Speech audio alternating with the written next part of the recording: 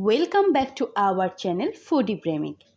আজকে তোমাদের জন্য একটা নতুন রেসিপি নিয়ে এসেছি, একটা চটজলদি স্ন্যাক্স। আজকে আমার হাজবেন্ড চিকেন খেতে চেয়েছিল, কিন্তু আমার ঘরে চিকেন তেমন ছিল না, কিছু বোনলেস চিকেন ছিল। ভাবলাম কি করে দেয়া যায়, তো মাথায় একটা আইডিয়া আসলো, যদি চিজ চিকেন চপ করে দিই তাহলে কেমন হয়। আর এটাতে যেন কোনো ঝামেলাও নেই। এই স্ন্যাক্সটা ছোট বড় সবাই খেতে ভালোবাসে।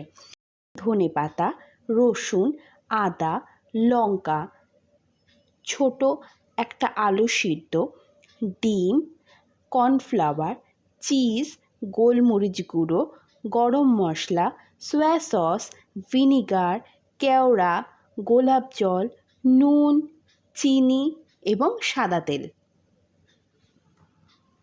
আমি প্রথমেই বলেছি, এই স্ন্যাক্সটা বানাতে কোনো ঝামেলাই নেই। শুধু ঝামেলা মিক্সার গ্রাইন্ডারের পাত্রটা ছোট, সেই কারণে অল্প করে পেস্ট করে নিচ্ছি। তো চলো প্রথমে কিভাবে বানাতে হয় দেখিয়ে দিই। চিকেনটাকে ভালো করে ধুয়ে প্রথমে চিকেনটা পেস্ট করে নেব।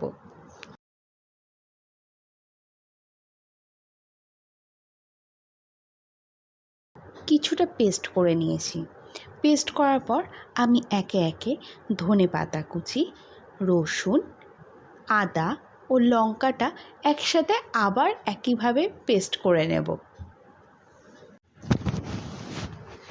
আর হ্যাঁ, তোমরা যেন লঙ্কা দেবে, যদি বাচ্চাদেরকে দাও তাহলে তোমরা বুঝেই দেবে। আর পেস্টটা আমার হয়ে গেছে, কিন্তু তোমরা কি পেস্টটা কি ভুলে গেছো কী কী দিয়েছিলে? তো আরেকবার মনে করিয়ে দিই। ধনেপাতা, রসুন, আদা, লঙ্কা দিয়ে পেস্ট করে নিয়েছি।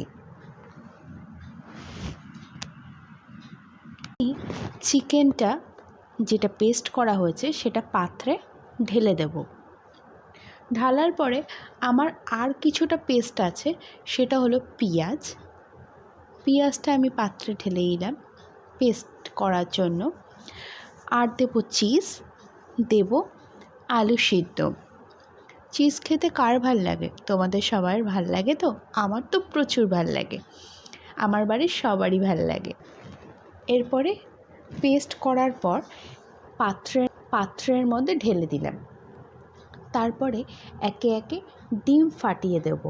তারপরে দেব গোলমরিচ গুঁড়ো, তারপরে দেব কর্নফ্লাওয়ার, তারপরে দেব কেওড়া জল, গোলাপ জল এবং ভিনিগার, দেব গরম মশলা, আর দেব নুন, চিনি এবং সাদা তেল দিয়ে আমি ভালো করে ওটাকে মেখে নেব।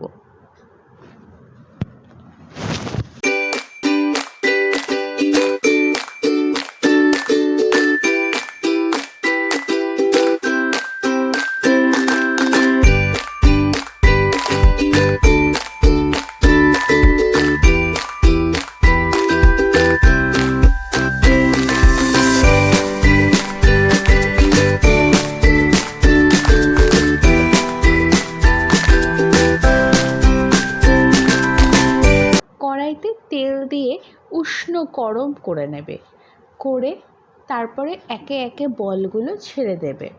ছেড়ে তারপর লো ফ্লেমে রেখে ভালো করে ভেজে নেবে। ভেজে লাল লাল করে ওটা তুলে ফেলবে। তুলে ফেললেই রেডি আমাদের চিজ চিকেন চপ। আর বন্ধুরা, যদি ভালো লাগে তাহলে লাইক, কমেন্ট, শেয়ার এবং ফলো করো। কেমন? টাটা।